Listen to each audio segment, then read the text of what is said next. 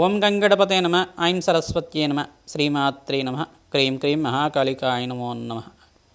శ్రీరామ జయ రామ జయ జయ రామ రామాయ నమ. క్లీం కృష్ణాయ గోవిందాయ గోపీజనవల్లభాయ శ్రీకృష్ణ పరబ్రహ్మణే పరంజ్యోతిషే నమో నమ. ఓం నమో భగవతే మేధా దక్షిణామూర్తే మహ్యం మేధాం ప్రజ్ఞాం ప్రయచ్చస్వ. మేధా దక్షిణామూర్తి దేవతాయే నమో నమ. ద్రాం దత్తాత్రేయాయ నమ. జయ గురు దత్తాత్రేయాయ నమో నమ. యా దేవి సర్వభూతేషు మాతృరూపేణ సంస్థిత నమస్తస్యై నమస్తస్యై నమస్తస్యై నమో నమ. జగన్మాత్రే నమో నమ. శ్రీమాత్రే నమ. యూట్యూబ్ ప్రేక్షకులకి అందరికీ కూడా నమస్కారం అండి. నేను పాలపర్తి గురునాథ్ శర్మ, జ్యోతిషం వాస్తు సిద్ధాంతిని.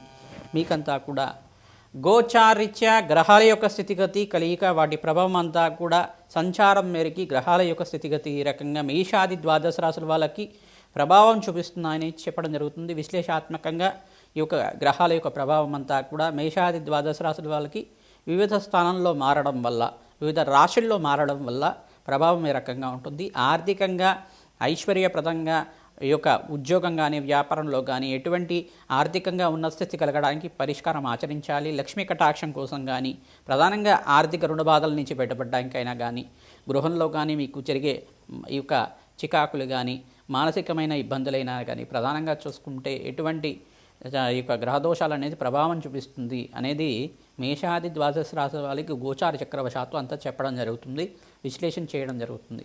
ప్రధానంగా ఈ రోజునంతా కూడా చూసుకుంటే డిసెంబర్ నెల మాస ఫలితాల్లో భాగంగా బృహస్పతి యొక్క మార్పు అంతా కూడా అతిచారంలో మారిన బృహస్పతి అంతా కూడా అక్టోబర్ 18వ తారీఖు రోజున ప్రధానంగా బృహస్పతి అంతా కూడా కర్కాటక రాశిలో ప్రవేశం చేయడం జరిగింది. కర్కాటక రాశిలో అంతా కూడా అతిచారంలో మార్పు జరగడం జరిగింది. ప్రధానంగా అతిచారంలో బృహస్పతి మార్పు అంతా కూడా ఎటువంటి ఫలితాలు ఇస్తూ ఉంటారు. అతిచారంలో బృహస్పతి మార్పు అంతా కూడా రాజయోగ కారణమవుతుంది. ఇక్కడంతా కూడా కర్కాటక రాశిలో 48 రోజుల దాకా, అంటే అక్టోబర్ 18వ తారీఖు నుంచి ఈ యొక్క డిసెంబర్ 5వ తారీఖు దాకా అంతా కూడా బృహస్పతి మార్పు అంతా కూడా అతిచారంలో మార్పు 48 రోజుల దాకా ఉంటుంది. మళ్ళీ డిసెంబర్ 5వ తారీఖు తర్వాత తిరోగమనం అంటారు దీన్నంతా కూడా. ఈ యథాస్థానానికి ఎక్కడి నుంచి వచ్చారో అక్కడికి వెళ్ళిపోవడం, మళ్ళీ 6 నెలల వరకు ఉండడం అనేది జరుగుతూ ఉంటుంది. ప్రధానంగా చూసుకుంటే ఇక్కడ బృహస్పతి సంచారం అంతా కూడా తిరోగమనంలో అంతా కూడా మళ్ళీ మిథున రాశిలో సంచారం చేస్తూ ఉంటారు. మిథున రాశిలో అంతా కూడా జూన్ 14వ తారీఖు దాకా సంచారం జరుగుతుంది. ఈ యొక్క మేషాది ద్వాదశ రాశుల వాళ్ళకి బృహస్పతి సంచారం అంతా కూడా ఈ యొక్క అతిచారంలో మార్పు మరీ తిరోగమనంలో అంతా కూడా ఎటువంటి ఫలితాలు వస్తాయి. ప్రధానంగా చూసుకుంటే ఈ యొక్క బృహస్పతి యొక్క సంచారం అంతా కూడా శుభ ఫలితాలు ఇచ్చే విధంగా ఏ రకంగా పరిష్కారం ఆచరించుకుంటే అనుకూలమవుతుంది అని తెలుసుకోవడం జరుగుతుంది. వివిధ గ్రహాల యొక్క స్థితిగతి అంతా కూడా అన్వయం చేసుకొని జన్మజాతకమే ప్రధానమైన జాతకంగా ఉంటుంది కావున మీ జన్మజాతకానికి దోషాలకి పరిష్కారం అంతా కూడా మా పీఠం ద్వారా అందించడం జరుగుతుంది. మీరంతా కూడా జాతకాన్ని విశ్లేషణ చేయించుకోండి, పరిష్కారాన్ని ఆచరించండి. తద్వారా అఖండమైన శుభ ఫలితాలు పొందడానికి జగన్మాత అనుగ్రహం వల్ల రాజయోగం సిద్ధించడానికి ఆస్కారం ఉంటుంది. ఎవరైతే ప్రతినిత్యం కూడా గోమాత సేవ చేస్తూ ఉంటారో మీకంతా కూడా అదృష్ట యోగం కలిసి వస్తుంది. విపరీత రాజయోగాలు బృహస్పతి సంచారం మేరకు మీకంతా కూడా ఉచ్చస్థానంలో బృహస్పతి మార్పు, మరి ఇక్కడ చూసుకుంటే బృహస్పతి మార్పు అంతా కూడా మరి ఇక్కడ చూసుకుంటే మిథున రాశిలో సంచారం అంతా కూడా అదృష్ట యోగాన్ని కలిగించే విధంగా ఉంటుంది.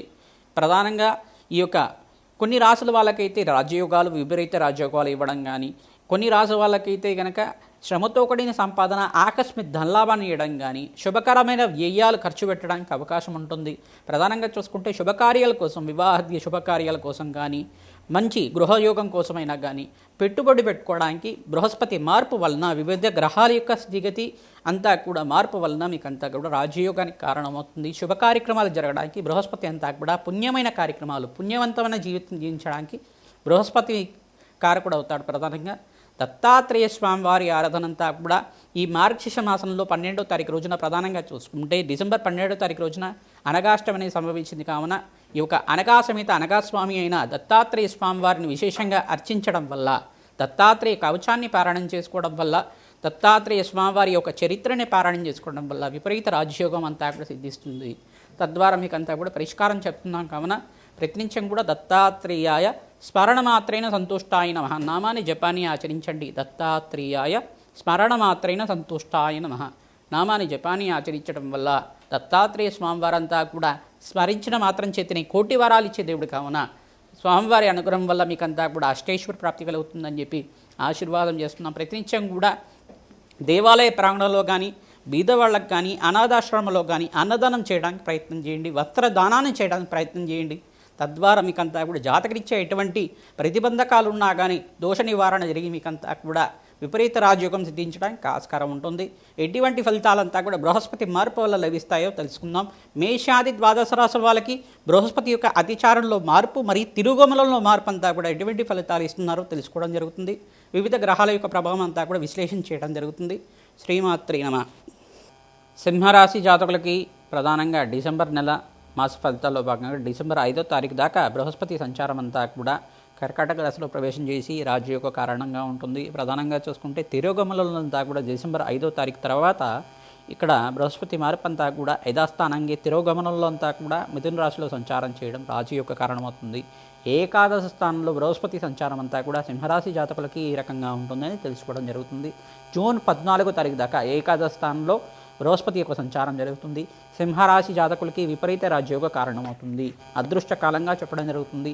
ఇక్కడ మాసాంతంలో మీకంతా కూడా రాజయోగ కారణంగా బృహస్పతి సంచారం అంతా కూడా సూర్య భగవానుడి సంచారం వల్ల మీకు రాజయోగ కారణమవుతుంది. చతుర్గ్రహ కూటమి అంతా కూడా మాసాంతంలో లభిస్తూ ఉంటుంది, ప్రధానంగా సంభవిస్తూ ఉంటుంది.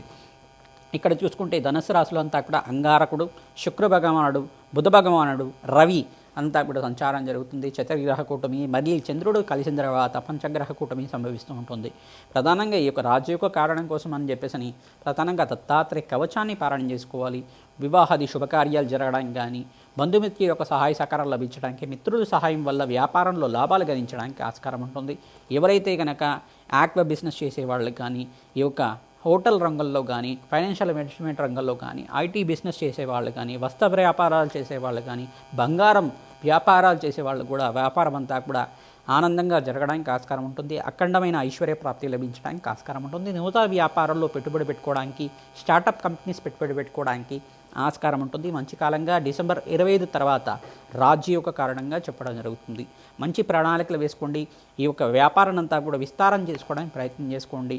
ప్రధానంగా ఎవరైతే కనుక ఈ యొక్క వ్యవసాయదారులు ఉన్నారో వాళ్ళకు కూడా మంచి లాభాలు గణించడానికి ఆస్కారం ఉంటుంది. నూతన వ్యాపారాల్లో మార్పులు జరగడానికి ఆస్కారం ఉంటుంది. ప్రధానంగా అన్నదానం చేయాలి. ఎవరికైతే కనుక అకాల కష్టాలు కానీ, ఆర్థిక ఇబ్బందులు కానీ, ఇంట్లో ఈది బాధలు కానీ, మనస్పర్ధలు కానీ ఉన్నాయనుకునే వాళ్ళు ప్రతినిత్యం కూడా అన్నదానం దేవాలయ ప్రాణంలో చేయడం వల్ల రాజయోగ కారణమవుతుంది. జగన్మాత అనుగ్రహం వల్ల, దత్తాత్రేయ స్వామివారి అనుగ్రహం వల్ల, మేధా దక్షిణామూర్తి స్వామివారి అనుగ్రహం వల్ల మీకంతా కూడా జగన్మాత అనుగ్రహం వల్ల అఖండమైన ధనప్రాప్తి అంతా కూడా లభించడానికి ఆస్కారం ఉంటుంది. రావి చెట్టు దగ్గర ప్రతిరోజు కూడా మీరు ఈ యొక్క బృహస్పతి గ్రహానికి ప్రీతికరంగా, దత్తాత్రేయ స్వామివారికి ప్రీతికరంగా, మహాలక్ష్మీదేవికి ప్రీతికరంగా ఆవునేతో దీపారాధన చేయడం, రావి చెట్టు దగ్గర అంతా కూడా బెల్లం నివేదన చేయడం వల్ల ఖడ్గమాల స్తోత్రం కానీ, మహాలక్ష్మీదేవి సహస్రనామార్చన కానీ, దత్తాత్రేయ స్వామి వారి అష్టోత్తరనామాలతో కానీ అక్కడ పారాయణం చేయడం వల్ల రాజయోగ కారణమవుతుంది.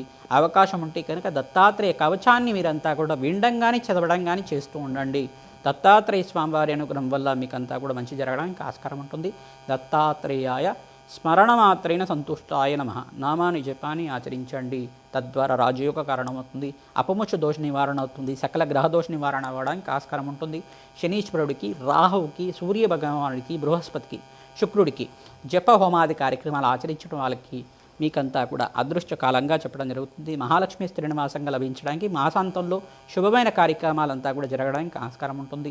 శుభ కార్యక్రమాల కోసం ప్రతినిత్యం కూడా ఖర్చులు కూడా విపరీతంగా పెరుగుతూ ఉంటాయి.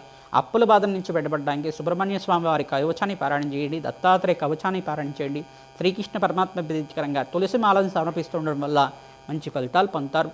ప్రతినిత్యం కూడా వివాహాది శుభకార్యాలు జరగడానికి జూన్ 14 దాకా మీకంతా కూడా మంచి యోగంగా చెప్పడం జరుగుతుంది.